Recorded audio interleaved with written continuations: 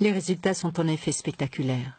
Alors que les médicaments ACT sont jugés efficaces à 80%, la tisane affiche un score de 99% et sans effet secondaire, contrairement aux médicaments. Le résultat était surprenant, positivement, et c'est là que les ennuis commencent avec la médecine conventionnelle. Quel genre d'ennui? Le premier ennui, c'est l'interdiction. À la fin de l'étude, nous devions organiser une conférence. Lorsque nous avons remis le résultat au médecin-chef de zone, tout de suite, il s'est interposé. Il a dit « J'interdis, cette conférence n'aura pas lieu et je préfère que Jérôme puisse se taire et pas communiquer ses résultats à la population. » Ils ont vu que la tisane avait un meilleur résultat que les ACT et on nous a fait montrer que les différentes firmes pharmaceutiques risquent de couper leur appui. Et on a trouvé qu'il y avait orgueil, on m'a démis de mes fonctions.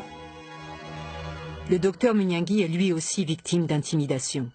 L'ordinateur qui a servi à l'étude est dérobé. Quelques jours plus tard, le médecin tombe malade.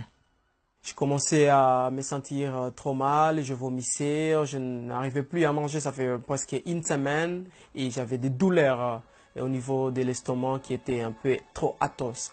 Et là, je suis parti à Goma d'urgence pour faire les examens. Et c'est là qu'on m'a diagnostiqué, voilà, et vous étiez empoisonné. À votre avis, d'où viennent ces ennuis?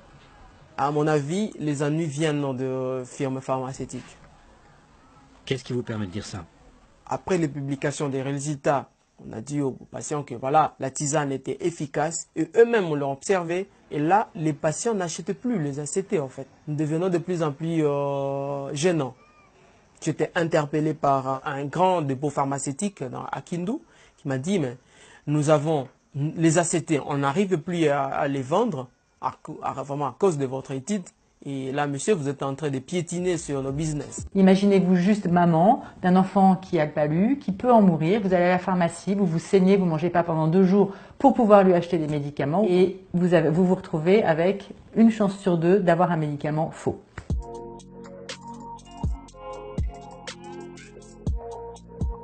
Donc le documentaire Malaria Business a été réalisé par Bernard Crutzen et il a ouvert les yeux sur une aberration de notre monde qui est la plus grande maladie infectieuse du monde peut être guérie par une plante que tout le monde peut avoir chez soi. Aujourd'hui, nous avons donc des maisons de l'artémisia qui sont des centres de formation qui aident donc les populations à bien cultiver l'artémisia, à bien la prendre médicalement. C'est pas si facile d'imaginer comment on la prend et nous essayons de le développer dans le maximum de pays impaludés. Donc l'artémisia, ou plutôt les artémisias, car il y en a une chinoise, Anua, et une africaine, Afra. Elles soignent le paludisme depuis des siècles. On le sait très bien. C'est répertorié dans plein de grands livres, etc. Elles sont extrêmement efficaces toutes les deux. Elles soignent même plus rapidement que les médicaments actuels. Quand on a les bonnes graines, c'est tout à fait simple en fait de la cultiver. 80% du budget de l'OMS aujourd'hui est perçu grâce à des firmes pharmaceutiques ou à des grands consortiums. L'OMS n'est pas indépendante et elle est jugée partie. Donc aujourd'hui, c'est très compliqué d'arriver avec une thérapie alternative, on va dire, à des médicaments à l'OMS. Elles n'ont aucun effet secondaire et elles n'ont aucune toxicité. Donc c'est vraiment une panacée, on va dire, pour la malaria. Elles sont très simples d'utilisation et extrêmement accessibles pour les populations.